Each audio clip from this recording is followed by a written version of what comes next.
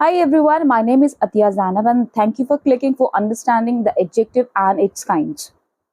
इस वीडियो को मैं बनाने जा रही हूँ, इस टॉपिक को एक्सप्लेन करने जा रही हूँ ऑन समवन्स रिक्वेस्ट। अगर आपको भी कोई लैंग्वेज का टॉपिक अनक्लियर है तो आप मुझे कमेंट बॉक्स में लिख के ज़रूर बताइए। I will definitely make the video on your suggested topic. Now without wasting time let's get started for understanding adjectives. सबसे पहले एडजेक्टिव्स होते क्या है, छोटी सी डेफिनेशन आपको हमेशा याद रखनी है। Adjectives are describing words, describing words are adjectives. कोई भी वर्ड जो नाउन या प्रोनाउन को डिस्क्राइब करता है उस वर्ड को हम कहते हैं एडजेक्टिव। अब वो कोई भी वर्ड हो वो कहलाएगा एडजेक्टिव अगर वो नाउन या प्रोनाउन को डिस्क्राइब करता होगा। डिस्क्राइब करने का मतलब क्या है, मान लीजिए एक बॉय है, इसको हमें डिस्क्राइब करना है, तो एक बॉय को आप किस तरीके से डिस्क्राइब कर सकते हो? एक सिंगल वर्ड से ही आपको डिस्क्राइब करना है उस बॉय को आपको। तो जितने भी वर्ड्स आप यूज करेंगे उसको डिस्क्राइब करने के लिए बच्चा, वो आपका एडजेक्टिव कहलाएगा। तो अगर मैं आपसे कहूँ बॉय के पहले कोई ऐसा वर्ड लगाओ जो उसको डिस्क्राइब करता हो, तो आप क्या क्या वर्ड यूज कर सकते हो? आप यूज कर सकते हो handsome boy, intelligent boy, rich boy, right.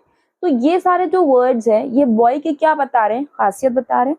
या डिसऑनेस्ट बॉय, डिसऑनेस्ट उसकी खासियत तो नहीं होगी तो लेकिन कमी होगी, डिस्क्राइब तब भी हम कर रहे हैं। यानी चाहे किसी भी नाउन या प्रोनाउन की हम कमी डिस्क्राइब कर रहे हैं या उसकी खूबी डिस्क्राइब कर रहे हैं, दोनों ही वर्ड क्या कहलाएंगे? एडजेक्टिव कहलाएंगे। ठीक है, क्या सिर्फ खूबी और कमी ही हम डिस्क्राइब कर सकते हैं इस बॉय की? नहीं, हम कुछ और भी यूज कर सकते हैं। फॉर एग्जाम्पल, अगर मैं इस बॉय शब्द से पहले दैट लगाऊं तो क्या दैट बॉय को डिस्क्राइब नहीं कर रहा है? बिल्कुल कर रहा है। कैसे? दैट बॉय का मतलब क्या हुआ? वो लड़का। इसका मतलब सामने जो लड़का खड़ा है वो इंडिकेट हो रहा है एक शब्द से, डिस्क्राइब हो रहा है। डिस्क्रिप्शन का बेसिस क्या है? उसको इंडिकेट करना, पॉइंट आउट करना। यानी कोई लड़का मेरे सामने खड़ा है तो मैं कह रही हूँ वो लड़का, दैट बॉय। तो that again is describing something. क्या डिस्क्राइब कर रहा है? Again indication, pointing out something. तो कोई भी वर्ड जो नाउन या प्रोनाउन को डिस्क्राइब करेंगे, अब डिस्क्रिप्शन कुछ भी हो सकता है, वो कहलाएगा आपका एडजेक्टिव। अब मान लीजिए मैंने उस बॉय के पहले लगा दिया ईच बॉय, तो क्या ईच एडजेक्टिव कहलाएगा? बिल्कुल कहलाएगा। क्यों? क्योंकि बॉय को डिस्क्राइब किया जा रहा है अगेन ईच से। कैसे पता चल रहा है कि ये डिस्क्राइब कर रहा है? कई सारे बॉयज खड़े हैं, उन सारे बॉयज को मैंने ग्रुप वाइज एक सिंगल शब्द से डिस्क्राइब कर दिया, ईच बॉय।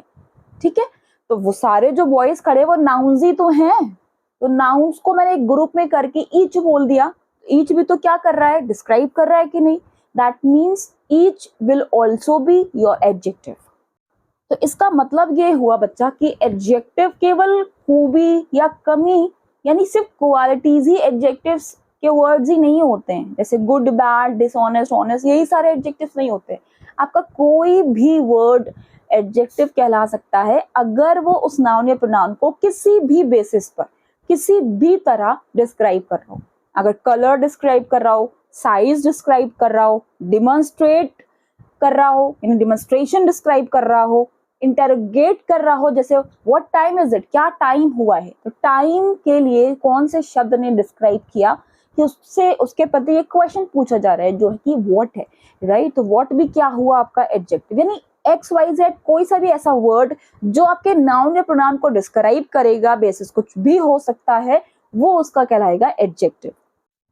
तो यही डिस्क्रिप्शन के जो बेसिस होते हैं, इन्हीं के आधार पर ही हम काइंड्स ऑफ एडजेक्टिव्स बोलते हैं। अगर कोई वर्ड किसी नाउन को डिस्क्राइब कर रहा है, लेकिन क्या चीज डिस्क्राइब कर रहा है? क्वालिटी, उसका काइंड, यानी उसकी कोई कैरेक्टरिस्टिक, उसकी कोई खूबी या उसकी कोई कमी बता रहा है, तो हम कहेंगे कि एडजेक्टिव ऑफ क्वालिटी हुआ वो word. For example, old black crow, तो दोनों ही वर्ड क्या बता रहे हैं? क्वालिटी बता रहे हैं।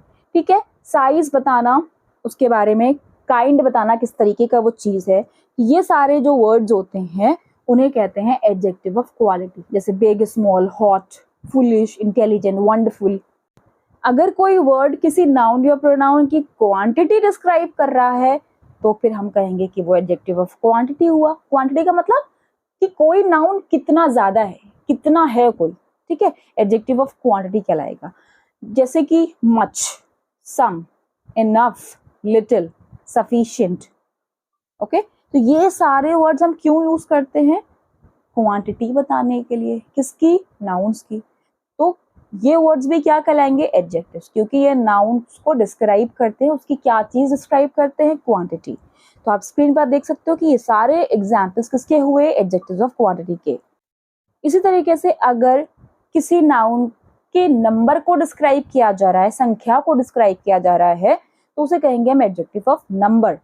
फॉर एग्जाम्पल 2, 3, 4, या फिर मैनी, फ्यू, सम, मोस्ट, सर्टेन, राइट। तो ये सारे जो वर्ड्स होते हैं ये कहलाते हैं एडजेक्टिव्स ऑफ नंबर। अभी पीछे मैंने आपको क्वांटिटी बताया था, ये क्या है, नंबर। दोनों में आप कंफ्यूज मत होइएगा। क्वांटिटी बताई जाती है अनकाउंटेबल नाउन्स की मात्रा, जिसको आप गिन नहीं सकते। जैसे मिल्क कहीं लिखा है तो मिल्क के आगे आप मच का यूज करोगे, मैनी का नहीं कर सकते, ठीक। वाटर के आगे आप मैनी का यूज नहीं कर सकते, मच का करोगे, ठीक। तो यानी जो अनकाउंटेबल नाउन्स होती है, जिनकी संख्या नहीं बताई जाती, जिसकी मात्रा बताई जाती, क्वांटिटी बताई जाती है, जो आप किलोग्राम्स में या ग्राम्स में या मिलीलीटर्स में या लीटर्स में तौलते हो ना, उसके लिए जो वर्ड यूज किए जाते हैं इंग्लिश में, उन्हें कहते हैं एडजेक्टिव्स ऑफ क्वांटिटी, ठीक है। और अगर नंबर बताना, संख्या बतानी है, तो हम उसे कहेंगे एडजेक्टिव्स ऑफ नंबर। यानी काउंटेबल नाउन्स को मेजरमेंट करने के लिए, उसको डिस्क्राइब करने के लिए हम एडजेक्टिव्स ऑफ नंबर का यूज करते हैं, और अनकाउंटेबल नाउन्स को डिस्क्राइब करने के लिए एडजेक्टिव्स ऑफ क्वांटिटी का यूज करते हैं। एडजेक्टिव्स ऑफ नंबर को हम लोग न्यूमरल एडजेक्टिव्स भी कहते हैं। और एडजेक्टिव्स और नंबर दो तरीके के हो सकते हैं, डेफिनिट न्यूमरल एडजेक्टिव्स या इनडेफिनिट न्यूमरल एडजेक्टिव।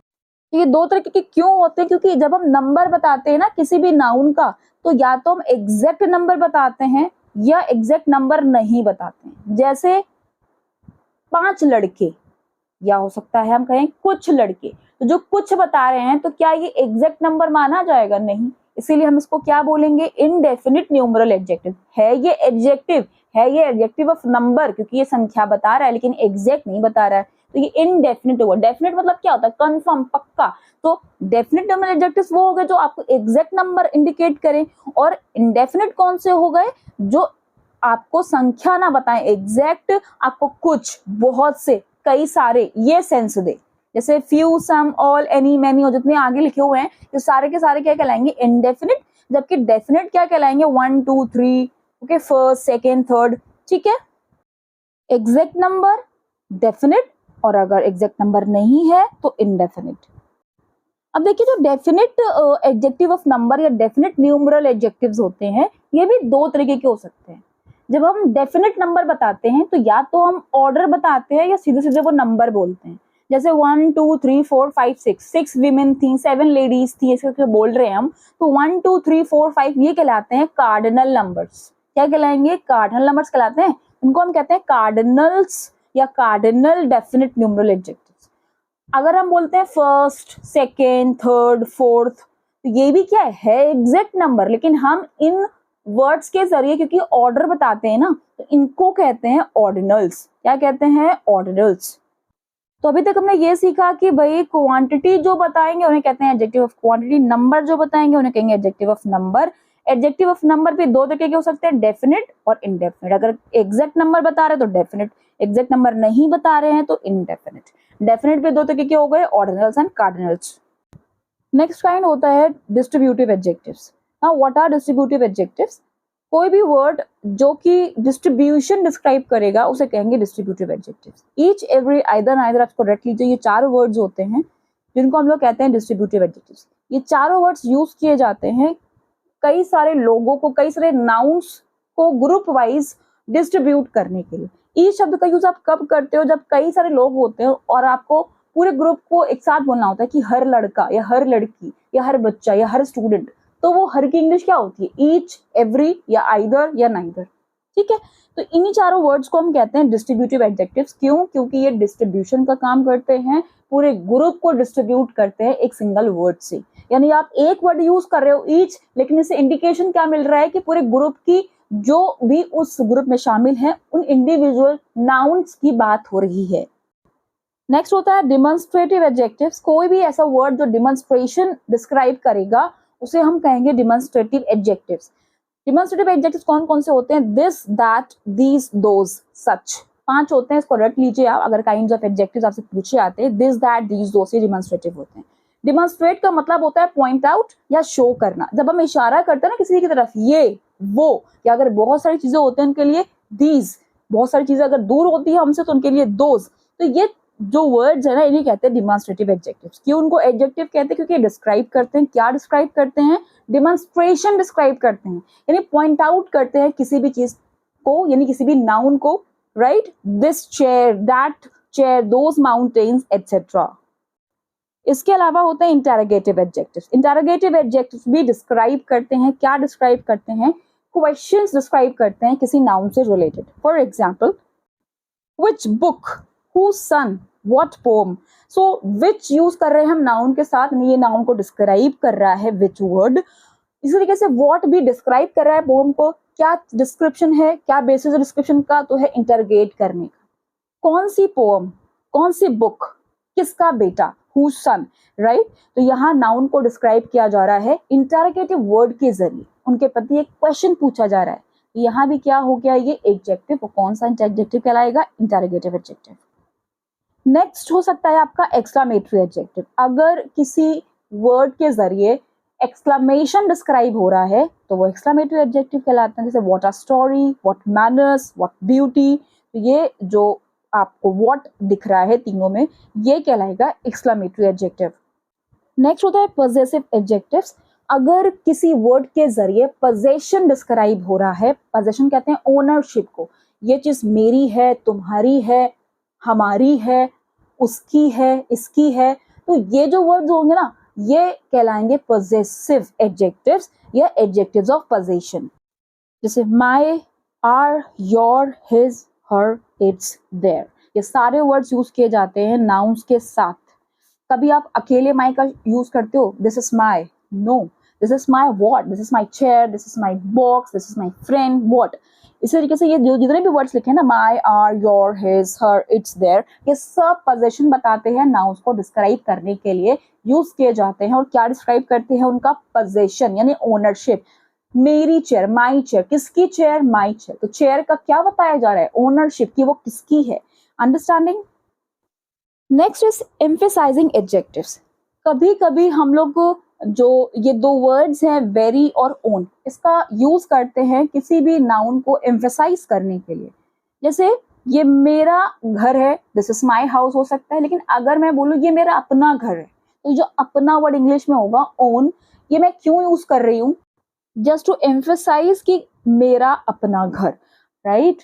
तो this is my own house. तो माई आपका एडजेक्टिव हुआ, लेकिन कौन सा? एडजेक्टिव ऑफ पोजेशन या पॉजिटिव एडजेक्टिव, लेकिन ओन भी एडजेक्टिव हुआ। वो कौन सा एडजेक्टिव हुआ? एम्फेसाइजिंग। ओके, क्योंकि माई ऑलरेडी आ रहा है, मेरा घर है, लेकिन ओन और लगा दे रहे हैं just to emphasise, just to highlight. Understanding? That's why own will be emphasizing.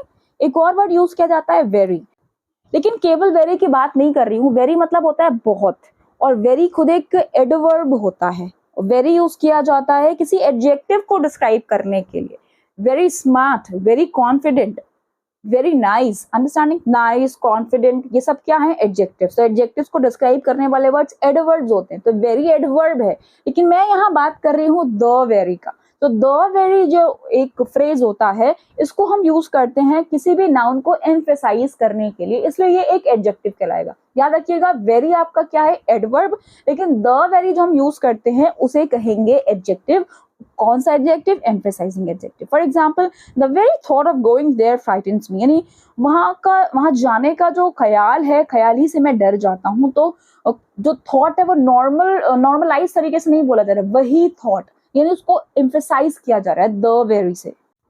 You are the very man I wanted to see. आप देख रहे हो यहाँ पे द वेरी के आगे नाउन आ रहा है, ठीक है, एडजेक्टिव नहीं आ रहा है। अगर एडजेक्टिव आने लगेगा तो भाई वो एडवर्ब हो जाएगा ना, वेरी। तो फिलहाल द वेरी हमने यूज किया है नाउन को डिस्क्राइब करने के लिए, that's why this will be adjective, and हम यूज करते हैं इसको एम्फेसाइज करने के लिए, इस वजह से ये कहलाता है एम्फेसाइजिंग एडजेक्टिव्स। एक और काइंड होता है proper adjectives. Proper adjectives are those adjectives which are formed from proper nouns. जैसे इंडिया से बनता है इंडियन, चाइना से बनता है Chinese, and so on. So these are called proper adjectives. How was the explanation? Did you understand it crystal clearly or not? Let me know in the comment box. And if you need some other topic of English grammar, let me know.